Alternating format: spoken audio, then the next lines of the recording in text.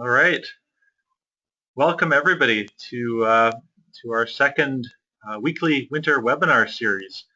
Looks like we've got a good group on the line here, and really excited today to have this webinar, Inspiring Spaces, Outdoor Learning Spaces with Young Children. We've got Natasha Burgess on the line here, who I'm going to introduce shortly. Before we start though, a few tips and tricks for you. First of all, everybody is on mute right now. That's to prevent background noise, but we will have an opportunity to ask questions. If you were on last week's webinar, I had some issues getting this running, but I think we're good now. I figured it out. So any questions you have, you can enter them into the question and chat box that you'll see on your GoToWebinar dashboard, and the questions will be answered at the end of the webinar. I'll collect them up and Natasha will be able to answer them if time allows. At the end of the webinar, about an hour after, you're going to receive a very short survey. It'd be great if you could respond to it. This will help improve our webinars for the future. And I should mention my name. I think I've met most of you. I see your names online there. But my name is Duncan Whittick, and I'm the Executive Director for CBEAN, the Columbia Basin Environmental Education Network. And this is one of 6 webinars we're running this winter as a pilot webinar series highlighting local voices from the Canadian Columbia Basin. So really excited to have Natasha on this week. Next week, you can look forward to Monica Nissen, who's going to talk about the new BC curriculum and how environmental education fits in. The week after that, we've got Sana Vanderas, who's up at the Palisade Center in Jasper, but hails from Golden, looking at student stewardship. And then we've got a tag team, Tara Whittick and Barb Carrier, looking at environmental inquiry learning, and they were 2 facilitators for the Inquiry Institute here in Invermere. And last but not least, we've got Ali Candy from the world-famous Greenhouse and the Groundswell Network Society here in Invermere. So broadcasting to you live from the School District 6 office in Invermere today. So just to give you a little bit of a bigger picture here before we get going. So CBEAN's offering these webinars. We're also running a whole bunch of other things this year. Really excited to have our 2016 schedule out. Following this, in April, we've got our Inquiry Learning Institute. And I actually believe Cheryl Makiev is on the line as well. She's going to be helping to facilitate that workshop with Stan Kozak from Learning for a Sustainable Future. So really excited about that. Just got off the line about an hour ago with Sue Staniforth, who's a legend in environmental education in British Columbia. She's going to be joining us for a community-based social marketing and teaching about invasive species workshop in Revelstoke. So really excited about that, May 27th, 28th. We've of course got our annual leadership clinic coming up at the end of April, and that's for all school districts in the Columbia Basin. We've got a team from every school district coming to join us for that. And then our spring and winter celebrations of environmental education in Revelstoke and Fernie. And I also had the opportunity to get out to Glacier National Park and check out the Wheeler Hut, which is a beautiful backcountry ski cabin, a little more front country ski cabin. It's only about a 15-minute ski back. Beautiful in Glacier National Park for our October and our September-October symposium. So that's on the horizon. And then our professional development bursary program is open if you're a member. And what I spoke to last week under the ongoing goodness is our new funding search engine, which is up and running, and you can check out at cbean.org/funding. And then of course our Wild Voices for Kids program, which is open, and we are accepting bookings and dozens coming in every week right now, booking up through into the spring already. So if you want to get your program bookings going, you can go on the Wild Voices for Kids website. So that's it for my plug for CBEAN. Couple of quick warm-up questions for you. So in your chat box, I'm going to type a question here, which is, what community do you live in? And you guys should get that in your questions chat box. So if you could respond back with what community you live in. So we've got Glenda and Sparwood, we've got Monica and Nelson, Jenny and Castlegar, Cheryl and Nelson, Sharon and Rossland. What else do we have here? Some Sparwood, Cranbrook, right, and we've got 2 attendees joining in, just blocks from our presenter's house, I hear. Awesome. Okay, and Invermere as well, Rossland, yeah, so we've got pretty much the basin covered. Okay, my second question for you to warm you up today is how are you involved in environmental education? Excuse the spelling errors if there's any, but pose that question to you.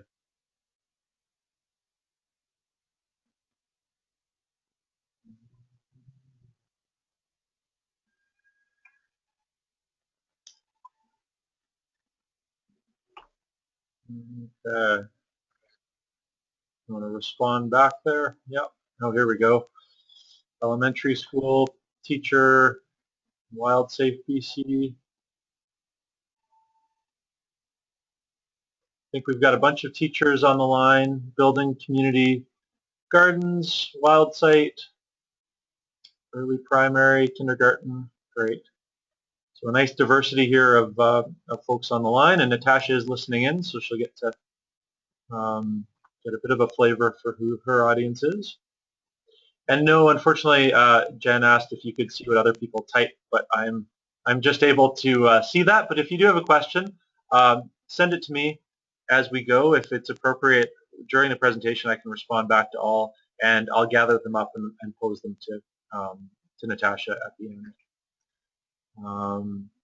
Cool. Okay.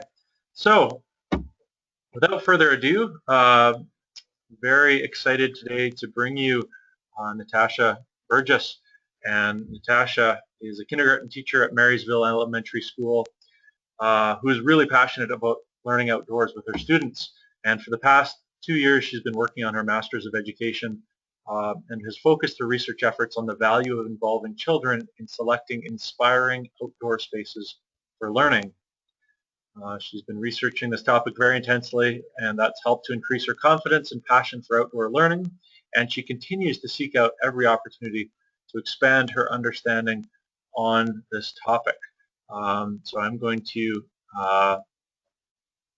trade off here with Natasha. Yep. Hello. And I'll turn my video off here, Natasha, and let you run with it here. Okay. And is my screen showing for everyone right now? Possibly. Here. I believe it should be. If you check your audience view, you'll be able to confirm that.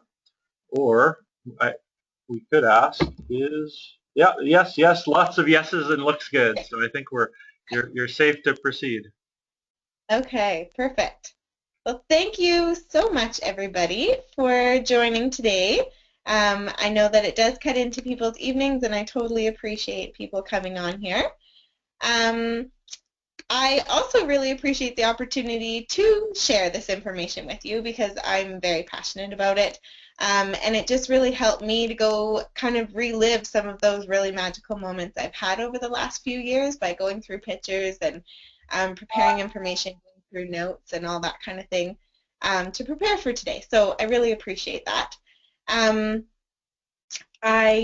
Like Duncan said, I am a kindergarten teacher. I've been teaching at Marysville School for 6 years, and I've grown a lot as an educator during those years, and I expect to continue growing. So I'm here today by no means an expert, but just knowing that some of my best Pro-D has come from sharing information from other teachers, sharing our experiences, our successes, our failures, and I just wanted to be able to share that information out with you. So the outline for today, I'd like to just kind of go through some of the work that I did do for my Master's of Education project, my final project, and some of the work that I did throughout the program. and then answer some of the bigger questions that I've had when teachers ask me, you know, what do you do when you go outside, and what does the planning look like and the assessment, and the role of the teacher when I am outside. So walking through some of the steps, I guess, along my journey, in the summer of 2013 is when I started my master's program, and I remember that first summer, the first course, a lot of people sitting around talking about some of their experiences that they've had learning outside, and a lot of the professors talking about that. And I remember thinking, this must just be one of those hot topic things in education, because I can go with this, but it isn't something that I do in my classroom, and I'm not often taking kids outside aside from, you know, a nice spring day for gym or something like that.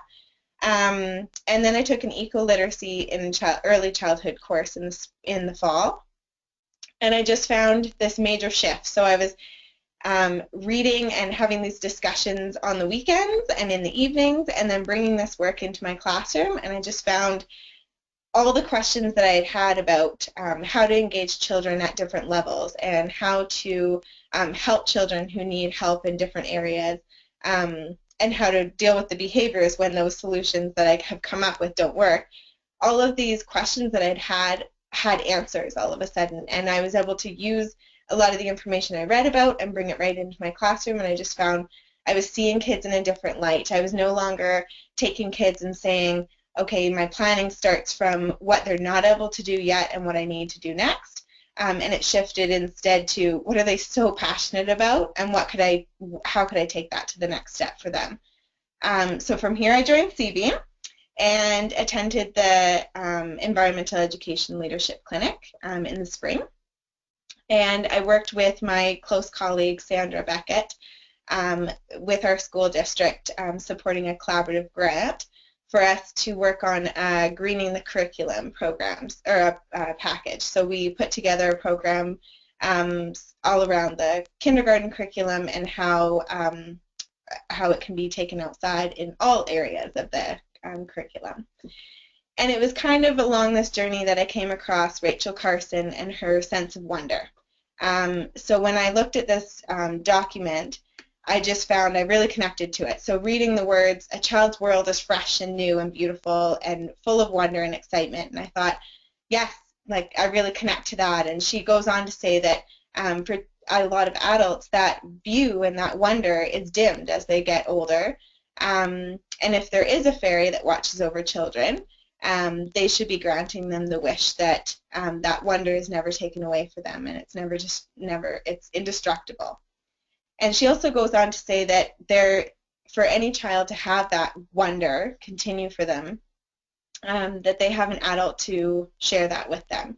And I thought, out of any description I had ever heard as a role for a teacher and an educator for myself in any textbook, this is the one that stuck. And I went on to read where she writes, I sincerely believe that for a child and for the parent seeking to guide him, it's not half so important to know as to feel. I replaced parent with educator in that quote, and I just felt like this is something that really guides a lot of my work outside, and it helps me when I am trying to stand up for my program. When people say, so you don't do any planning, or what does that look like when you do any work, and why wouldn't you just do it inside instead? I felt like these words really helped me to continue on this journey. So to guide some of my work, to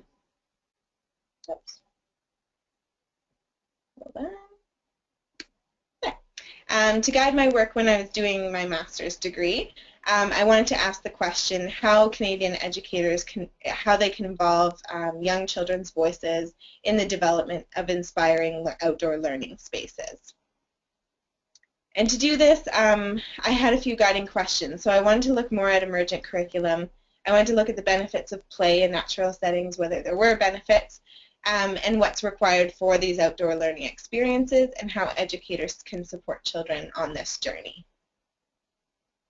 So I first looked at emergent curriculum, and I won't dwell on that here, but it is something I'm also very passionate about. But I think it goes hand in hand with outdoor learning. So it's about children initiating the learning. Teachers really take on a different role in collaborating sort of partnering with children is how I see it. So supporting and observing children in their setting. And the planning is flexible, which I know is very challenging for a lot of teachers.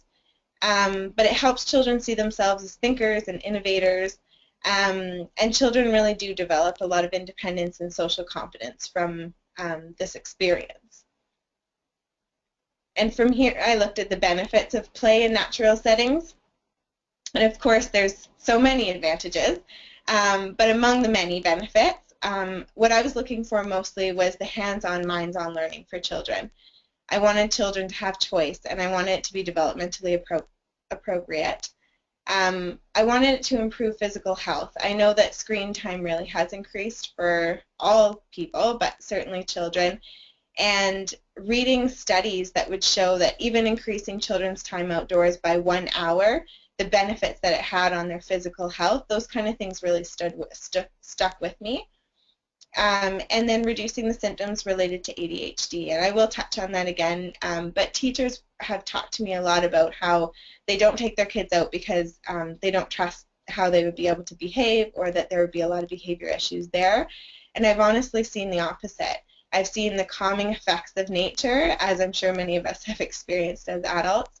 But I've also seen children, the problem behaviors kind of disappear, and that inattentiveness, that hyperactivity, you just don't really see it, and that was what the research was supporting as well. I'm going to just zoom in as well on the social and emotional development as well as the risk-taking. With social emotional development, I mean, this is a huge part of our new curriculum that's coming down the line here.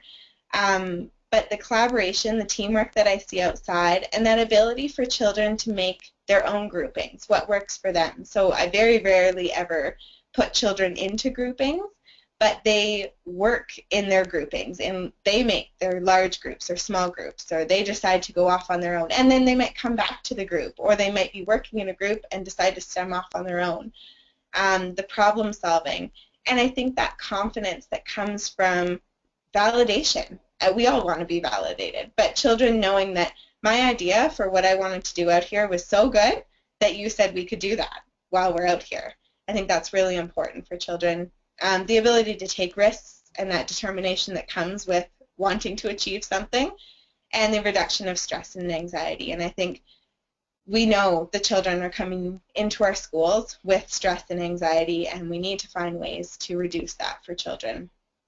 What I found is being in that outdoor learning environment, you just have those kids shine that don't always shine as bright inside the classroom. And it's a great way to see kids in another light. And I really do feel like when those teachers tell me I can't take my kids outside because of all the behavior challenges, I think part of our role, myself being a kindergarten teacher and anyone in that early learning role, starting early really does eliminate a lot of the challenges later on. So I really don't see a lot of behavior challenges when I take my students out. And it's not to say I haven't had children who would have some behavior challenges, but I just don't see that happening when we're outside. And in terms of risk-taking and assessing risk, the picture that's on this slide here is a mud hill, and absolutely as soon as my students saw it, they were going down that mud hill on their bellies. And luckily I have an amazing group of parents who are more than willing to do an extra load of laundry during the week to support the learning that the kids do outside. But I've just seen some incredible the ability for them to just seek out and take on these challenges and assessing their own risk. Even today I had students that were climbing on this log that was totally icy, and some of them felt very confident. Other ones would go to follow, and they would make the decision for themselves to go another way. And I think without taking this risk, my worry is that children are going to find a way to make their play challenging no matter what. And if we don't provide those opportunities for them to do it in a safe environment, they may be finding them in ways that are not safe. What works for me when I do take them out is creating rules as a group. So when I started teaching kindergarten, I had read a lot about, the importance of keeping rules simple, but I still had these very specific rules. So I maybe had like one piece of chart paper with 7 rules or something. And then over the next couple of years, I started learning about the importance of three, like 3 rules only. So then we went with 3 rules.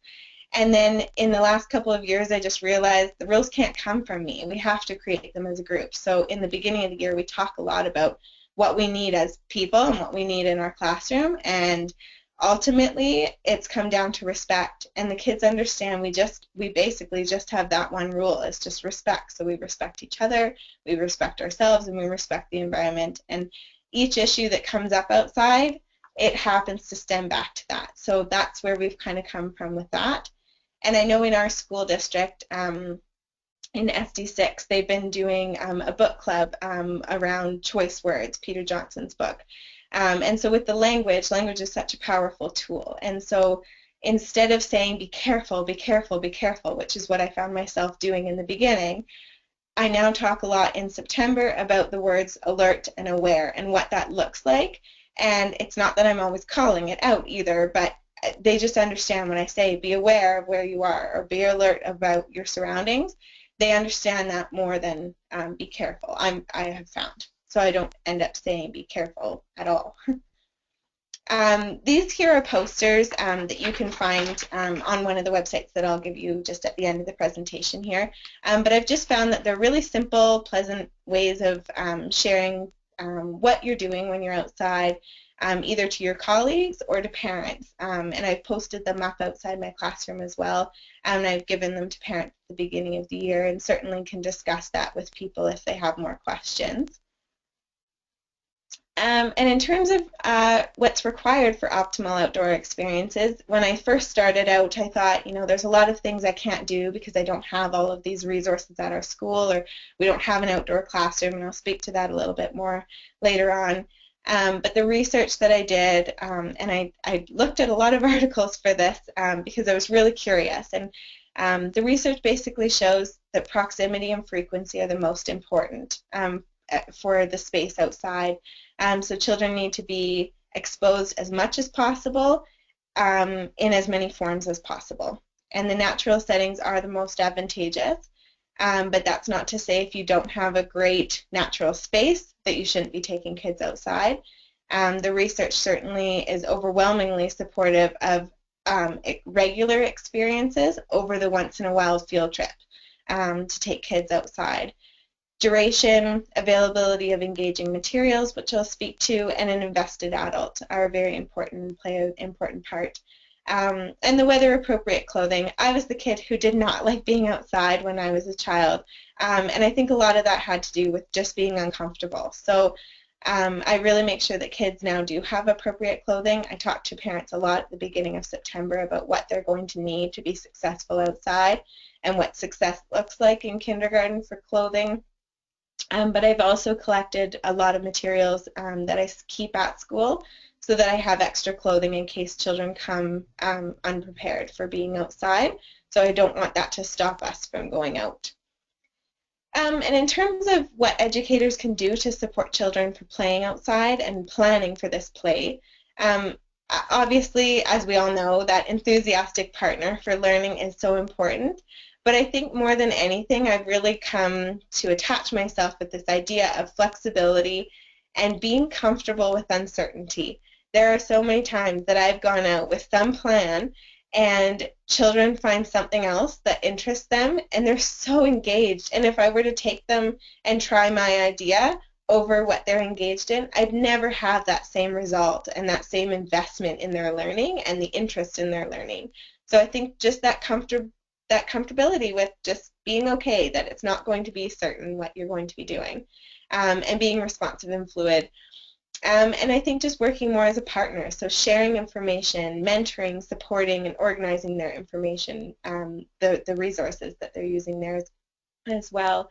And I've come to see watching and listening as very different. And so I think if you are able to share time with children outside, really just sitting back and watching what they do, it's amazing what you'll see from what they are doing in their play.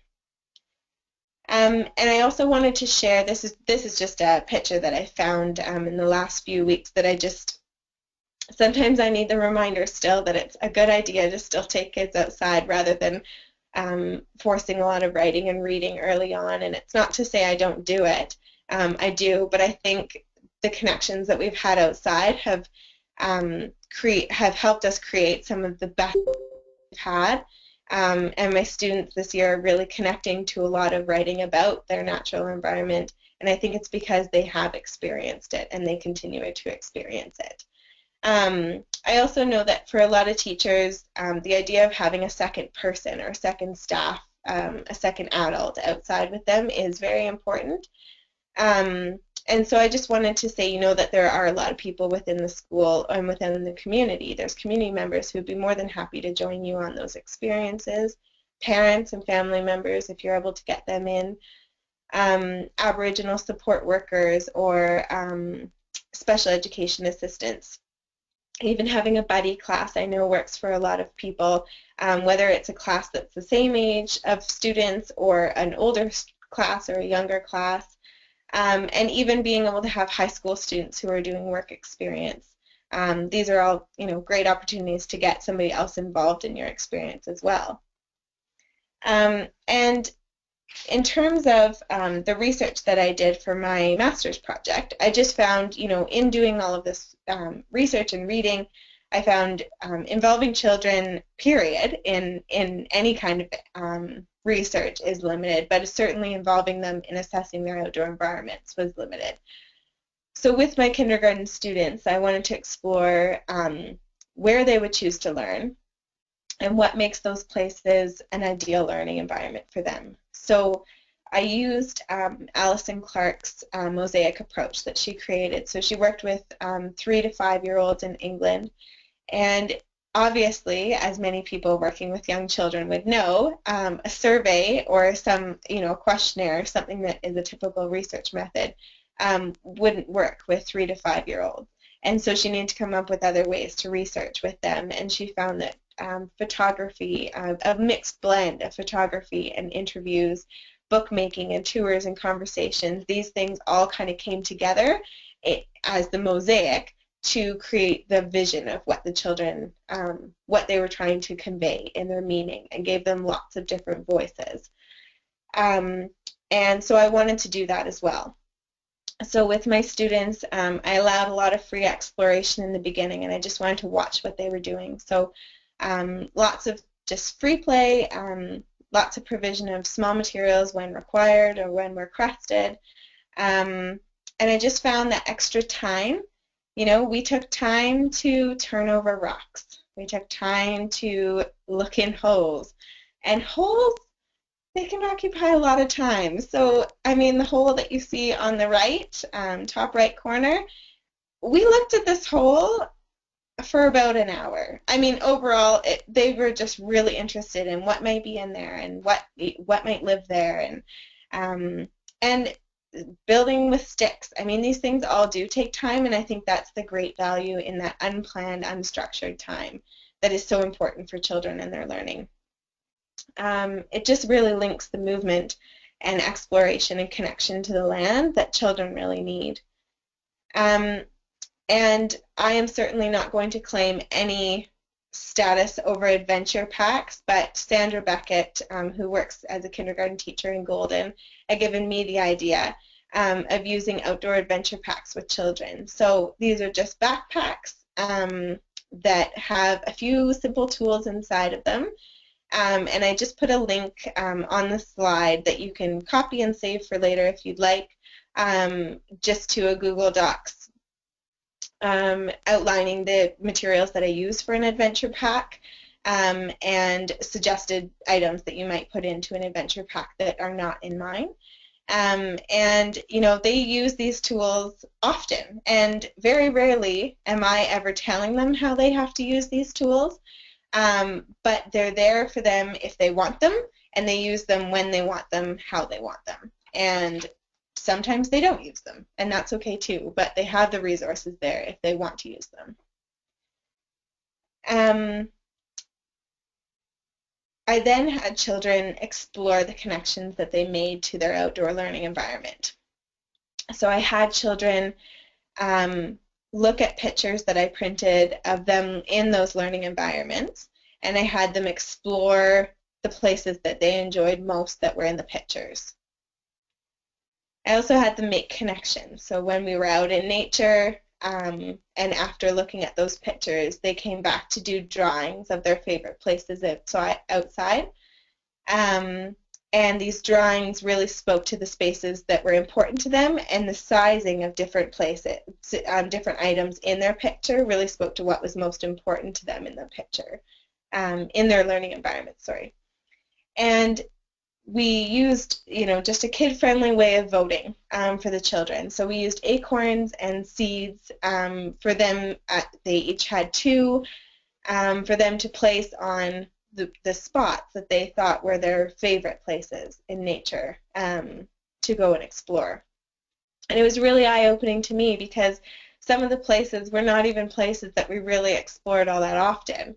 And when we were there, sometimes they didn't even choose to go there. But it was interesting to see how they linked that back to their learning in the pictures and through the drawing activities. And I'm going to speak here just for a minute about assessment and some of the links to the new curriculum. I understand that Monica Neeson will be doing this next week, so I certainly don't want to be stepping on her toes. But I just want to, I feel like I should be covering off that the Mosaic approach really is a great way to do a lot of research with children in the early years. And it produces this really rich descriptive data about what children believe to be true. So using photos, videos, voice recordings, observational notes, a teacher journal, discovery journals from the kids, and visual displays in the classroom as well as books. And in terms of a connection to the new curriculum, I mean, I've had a lot of people say it's easy to link phys ed or science outside, but what about literacy? What about math? And I just think it's so exciting looking at the new curriculum and seeing how many ways you can incorporate literacy and numeracy, social studies, science and art and career education, Aboriginal ways of knowing. It just seems like the ideal learning environment in that way. And I know from a lot of the people that I've talked to, they'll say that they're doing a certain thing in math or science or language arts, and I'll throw out something that they could do outside. And I think that's that power of just talking to other people and collaborating with them on what could you do. It might not be the easiest thing, or it might not be the thing that came the most natural to you, but how could you make it work? And I mean, the link to the core competencies, communication, thinking, personal and social competencies. When we look at communication, we're talking about connecting and asking questions, engaging and understanding information, collaborating and reflecting on experiences. These are best done outside. In terms of creative thinking, I mean, pursuing interests over time and trying new ideas and working through setbacks. Again, the outdoor environment is perfect for this. With critical thinking, we're analyzing and reflecting on our assumptions and our beliefs. So this is a great place again. With the personal identity, we're talking about what's important to you and what your values are and your personal strengths. And in terms of personal awareness and responsibility, we're talking about ethics and taking initiative and being responsible for your own well-being. So I think the outdoor environment really is the answer for a lot of these core competencies. Now, the question I get the most is, but what do you do? What do you do when you go outside? So one of the things that we do, obviously I won't cover everything, but one of the things that we do that is a routine and a ritual for us is having a mindful moment. And again, this is not my idea. This was something taken from another teacher that I just loved. And the children find a space that they can sit on their own, and we listen. It's a time that they can think, that they can reflect. Some really neat discussion has come out from after some of these sessions where they'll say, I've never even heard that sound before. Was that always there? Like, I didn't even know that was happening.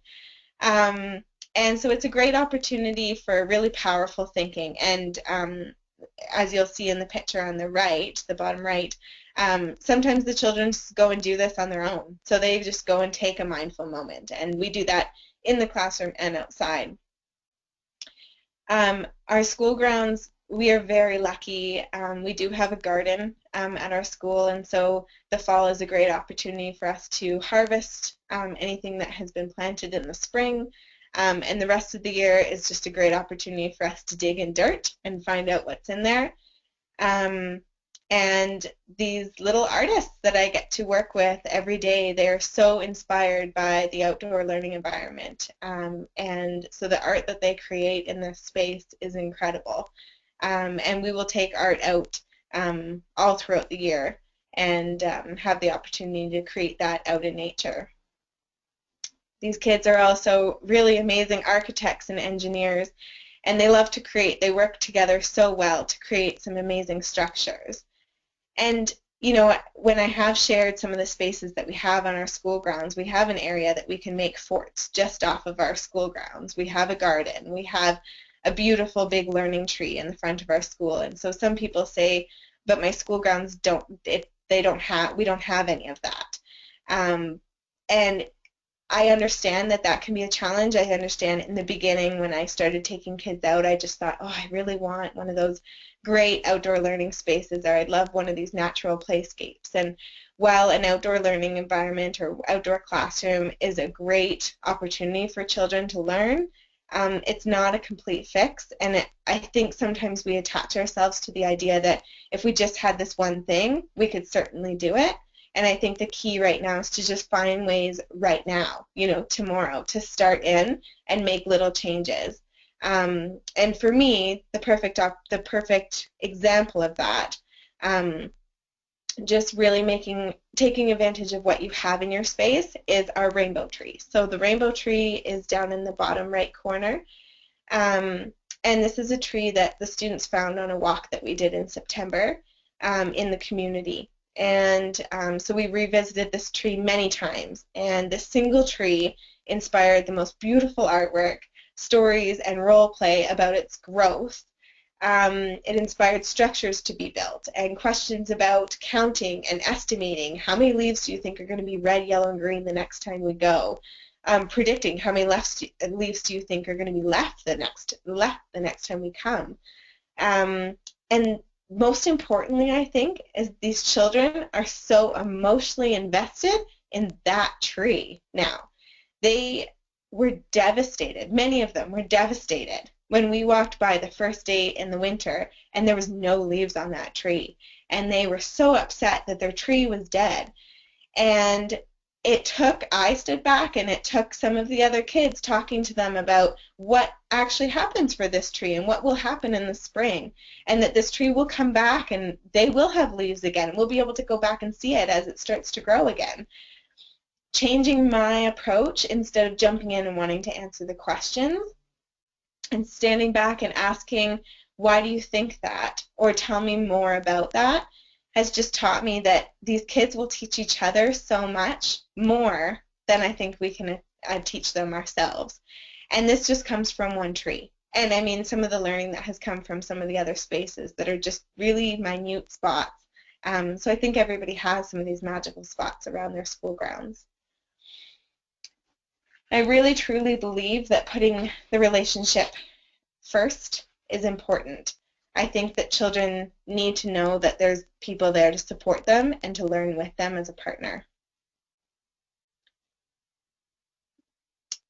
I have seen children take some pretty serious risks when we've been outside, and I think that risk-taking really does teach them so much. I think it's a really important opportunity for us to share with them as educators. And flexibility, of course, as an educator.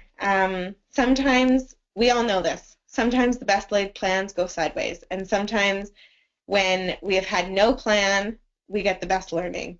And this picture is certainly from one of the most magical moments I've had this year, where we had this really sticky, funny snow, and it was kind of wet, and so I was even going into the day thinking, I don't know if we're really going to go outside at all, and if we do go outside, then we're going to have to cut it short, and you know, kids are going to get wet and cold, and we have recess to attend to afterwards, and I want them to be dry enough to be able to go out for recess. And we got outside, and these kids just attached themselves to the idea of building a fort and building a snowman and building these huge snowballs that they worked so well together to create. And all of a sudden, an hour and a half was gone. And so they had created these incredible structures, and there was not one question to go inside. There was not one complaint that they were uncomfortable. And I think that just goes to show that sometimes we, in our planning, when we just stop and we listen to what children want, they'll show us. They'll teach us. I'm sure some of you have seen the poster that the mural that my students have created, and this is a mural of another reflection activity that we will do every so often, whether it's in their journals or something bigger like this, like a mural. But this is a reflection of all their favorite spaces around our school that they enjoy learning outside. We had Winter Wonder just a few weeks before this poster was made, so there's lots of the winter animals that they learned about outside. There's the stick area where they've built forts. There's a bear den because we know that the bears are hibernating right now. The learning tree is central to the poster. And as with the maple keys and the leaves that are falling off of our learning tree, where we love to gather, the mountains are in the background, and they love to talk about the mountains and look at them. The snow fort that they created that magical day is over on the left, and their schoolhouse is over in the right. And their attachment to this place just really, it was really showcased for me when they did this collaborative activity. I wanted to provide some books, but I get overwhelmed with book titles, and I love book titles, so I have included a Google Docs attachment on the bottom of the slide as well to just a running list that I have of nature-based books. By no means is it exhaustive, but I find that books are a great way to link a lot of the learning that we do from outside to bring that in, and to bring books outside with us is amazing as well. And in terms of inspiration, I have had a lot of inspiration online. The Forest Schools Canada is the first link, and it's an amazing document. I really encourage people to use that and to look at that. Project Wild, the Growing Up Wild document, is another incredible document, as is the Ready, Set, Wonder document, and Natural Curiosity. The Learning Outside the Classroom Manifesto is another. It's just great to sometimes get that reminder of why we need to take kids outside and the importance of that. And the article that's at the bottom of this screen is an article that I have used with a few colleagues, as with a few parents. That's just a really simple read of the importance of outdoor play for children and how this sets them up for success. And there's some great websites that I've really enjoyed perusing and using as well. And the third one down, the Let the Children Play, is where those posters came from that I used earlier in the presentation. And the fourth link down is actually an outdoor educator in Golden who's incredible.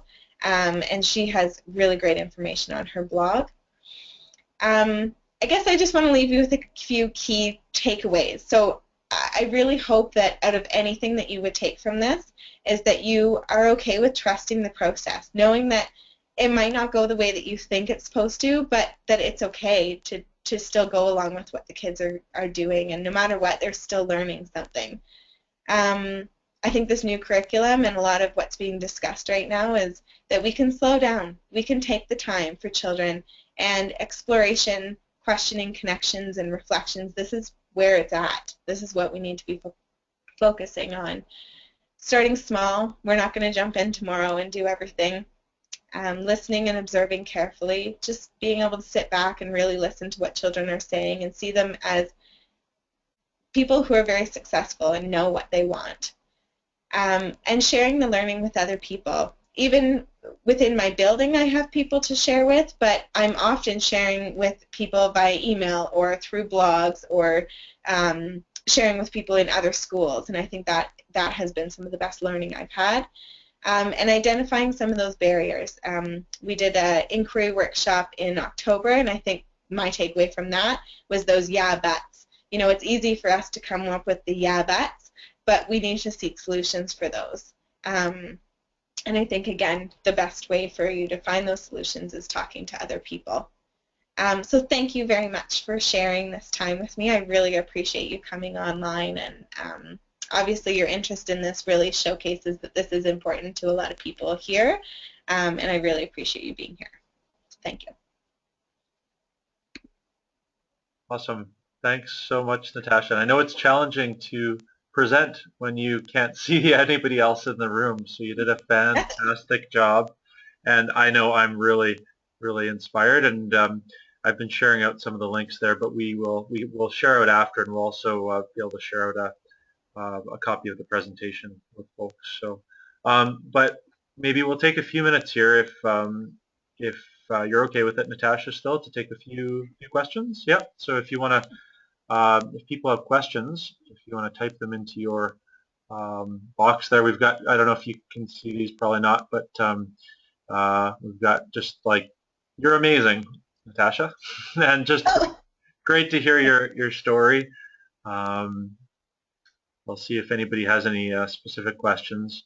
Um, so a question here from Jen Tag, wondering if you schedule a set time each week for outdoor learning, or would this replace something like center time on certain days? That's great. Thank you for asking that, because I did mean to go over that, but I was trying to balance the reading of notes. I try to get outside for at least 40 minutes every day, and that's sort of the minimum that I can justify with. I usually go right after recess, but scheduling, I know at some schools has been a big issue, that there's a lot of mini blocks that are sort of segregated off. So I try and have between recess and lunch that we can go outside for that time, so that's an hour and a half, or the time from lunch to the end of the day. I don't replace it. I think the center time in the classroom is really important. Of course, there's everything I feel like is very important, so then you don't have time for everything every day. But I've made sure that the outdoor learning is the priority. So we make sure that that happens every day. But sometimes we bring our journals outside. Sometimes we bring our math outside, so that would just replace that time. And the kids usually choose to have outside instead anyway, especially, I mean, in the spring for sure we bring all of our reading outside, and a lot of our writing. So it doesn't, I still do a lot of center time in the classroom, which is just free exploration in the classroom as well. So those times, I think those times really complement each other. That's awesome. Thanks, Natasha. We've got another question here from Josie, wondering where we can find your, and this was a question I had too, where can we find your Greening the Curriculum document? Can we post it somewhere? Or can Yes. I think we need to go back and revamp a little bit, because we did it with the old curriculum. So we're really excited now to look at it with the new curriculum, because I think there's even more opportunities to do that. And I think doing it across K-3 even, because that's our school right now in our area, I think would be amazing for us to do that. So this is the next step. Cool. Right on. Thanks. And another question here, did PAC help you purchase the Adventure Pack kits, or was this from your classroom funds?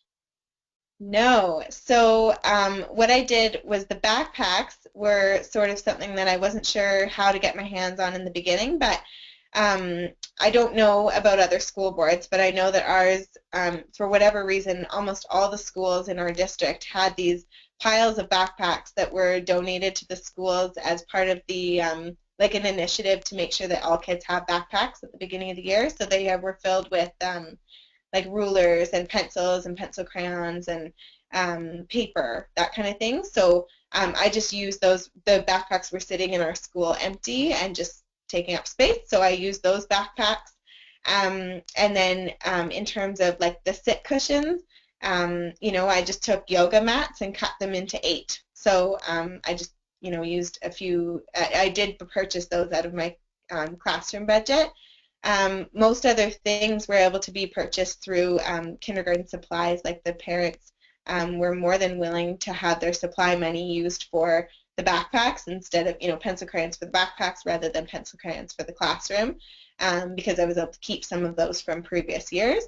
And I had a parent go out and buy all of the shovels, and another parent go out and buy all the magnifying glasses and bring them into the classroom. Cool. I think just asking for help sometimes, asking parents, if you have anything like this, if you don't mind bringing it in would be great. I think a lot of parents want to help in some way, and a lot of the parents who are working parents and can't come in to volunteer would love to purchase something that you could use. Awesome. Thanks, Natasha. And that was on my brain too, just thinking from a funding perspective. And I think when you can do it locally, that's the best. But Yeah, always happy to help if there's people out there who are looking at, having to go to grants. But I think it's great to do it locally when you can. Yeah. yeah. Awesome. Well, I think we'll probably call it good at that. I don't see any other questions rolling in right now. But we'll be sharing out an email in the next hour or so with a feedback form. So it'd be awesome if you could get back to us on ways that we could make this the webinars better and some feedback, because we hope to have Natasha at other presentations coming up. And I know with the RSA Day coming, she's helping to just pull together some people, and she'll be at the Leadership Clinic as well for those of you who will be there. So yeah, thanks again, Natasha. Any final words of wisdom you wanted to share? I don't think so. I think you shared enough. Yeah. That was great. Well, thanks a lot. And yeah, I've just got comments coming in here. Just thanks a lot. And what lucky students you have. I think, Oh, yeah, it's wonderful. So thanks again. And yeah, we'll look forward to catching up with you very soon. And with everybody else, feel free to chime in next week for our webinar, same time, same place, with Monica Nissen and the new BC curriculum. So thanks, everybody, and have a great Thursday evening. thank you.